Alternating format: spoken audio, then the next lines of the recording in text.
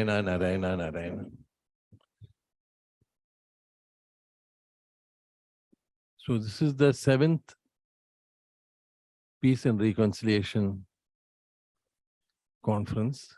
We started in a very small way in 16. And with the blessings of Sadhguru, it has, with the blessings of Sri Sadhguru, it has grown. And it is, we have not, even in COVID days, we did not have a break. So that's why I was very particular. We should have it now, even though it is a little, okay. So I was very happy that Professor Bhatt, in spite of his ill health, and Professor and Mr. Raza, both of them are not keeping well, but yet they have joined this conference. I regard them as mentors, and that point which Professor Bhatt had said, he has spoken about. Incidentally, before that, I want to say something before, because His Highness may leave, that I didn't call you as a Muslim. I called you as a person who thinks and thinks very positively. Earlier, once we had a small peace initiative in Salem. At that time, we had a number of speakers, and they said, oh no, this one speaker is not given his consent, is given a clear picture whether he's coming or not. And we couldn't get Father Vincent Shekhar, who's the very avatar of interfaith. Not as a matter of knowledge, not that he's a Catholic priest with a PhD in Jaina philosophy, but because he believes passionately in it. So that's why we couldn't get him. So then we tried for somebody else and there was no response. So then I told the people who were with me, I said, we are not calling people because one is a Hindu, one is a Muslim or anything else. We are calling people who believe in peace and interfaith and coming together of people. Loka Sangraham. So that's why we are calling people. So that's why, Your Highness, you are here today. So now, Professor Bhatt, he spoke about the importance of that knowledge. Ya Vidya Sa Vimuktaye. That knowledge should free us. It should transform us. It should change our mind. And also, Mrs. Lakshmi Narayan, she said the same thing about the importance of education being transformative, about how it should change the world. And that is something, the self-transformation is something which the foundation stands for, because that's what our Guru said.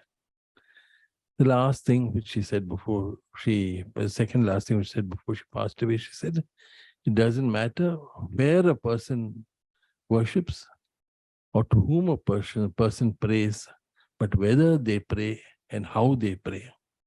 So Sadhguru was always focused on the values, the basic values, and not on the outside appearance. So this is something which is very important for us, that we should keep in mind. Like Jagadguru said, it is religion should not radicalize, it should. That's because people don't follow the basic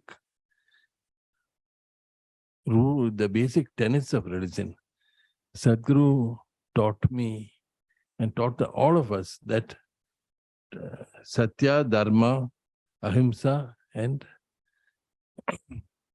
Saucha, that is Bhava Samshuddhi, at purity of intention. These are the 4 pillars for religion. And I remember when I spoke about it in Aligarh Muslim University also, it was very well received by all not only the professors, but also by the young people there. This idea that this is the basis of all religion. All religions stand on these 4 pillars only. So, so this is something which we have to understand and spread. So when Ambassador Tirumurti was talking, he's talking about how there's conflict everywhere. And Mr. Raza also spoke about Vasudeva Kudumbakam. So this, I remember in the 80s, I'm always, from the time I was a child, a very keen student of politics and international relations. And I remember, President Reagan used to keep on talking about the exporting revolution, which is happening, that Russia is exporting revolution to Central America. He was feeling very threatened by it. And he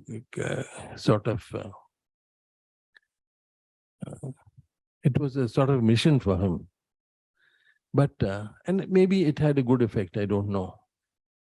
But at that time, I remember thinking, why is it that the revolution is being exported from Russia? Why is America not? The first revolution was there in 1776, and that was exported to France. But after that, there's been no export of democratic revolutions anywhere. We introduced democracy into Bangladesh, but after that, nothing has happened. And only those countries where, they were democratic in the 40s and 50s. Many of them, like Sri Lanka and Malaysia and all, Singapore have held on to it. Otherwise, there's in Asian, African countries, the tendency towards democracy has not been strong. It's because the good people have not spread those ideas. The ideas of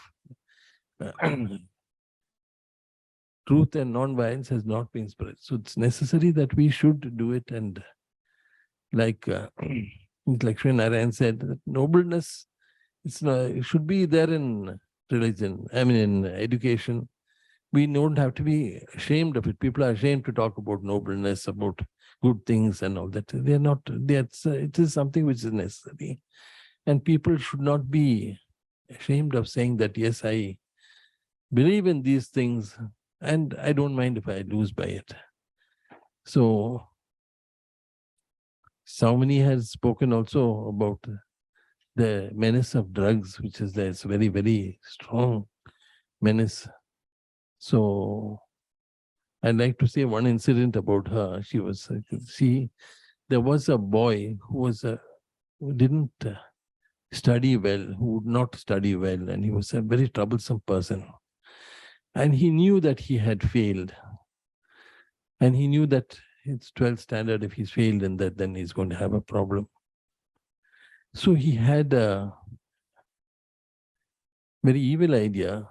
He went in the night and set fire to the school records room. So his papers disappeared, everyone's papers have gone. So then automatically he would get promoted. So when the police arrested him, Swami prevailed upon them not to jail him or anything, but to give him corrective. I don't know how, she spoke with him, they made the school authorities speak with him, made him a good human being. So it is possible for us to use other things also. So, but what she says is right. This drugs has got a lot of acceptance. So we have to say that this is wrong. People say that, no, you can't talk against liquor and all that. I remember when I went to a Patel college in Gujarat, they're speaking about concentration and meditation. So I told the principal, can I say what I want to say? She said, you say anything you want, she said. So I said about how bad liquor and all these things are for people. The girls there joined in hooting and making fun. Not only the boys, the girls also joined in making fun. But I said it. And then the teachers were very strengthened. They said, okay, we can also say this. So it has become accepted. And parents do not tell them that they should not do it. It's okay, he had a drink for he's done well, he had a drink. But this is something, unless there is parental disapproval, unless there's societal disapproval, wrong ideas. So education is not only in talking, and not only what they get in schools and colleges, it's what we tell them at home. It's what we talk with each other also. in our interactions, that these 4 principles we should try practicing it, maintaining it, and spreading it. So Krishna says, boldly can you say my devotee will not perish. Means boldly can these principles be told to the world, he says. So Ambassador Tirumurti's recollections were very, very important about how everywhere there is conflict. We live in a world of conflict. But yet also there are people in these conditions also who are seeking peace. I must also, he's come back yesterday in a late night flight just for this conference, and I must thank him very much for it. And I also ask him to associate with the foundation in all these peace initiatives, like how he guided us in Kuala Lumpur, like that he should continue to guide us. I will not take any more time. Sri Krishnarpamastu, Sri Sadguru Arpanamastu, Narayana, Narayana, Narayana. This year the concert, the theme was right education is the key to peace. The next year it will be a little more difficult. Peace is born of justice.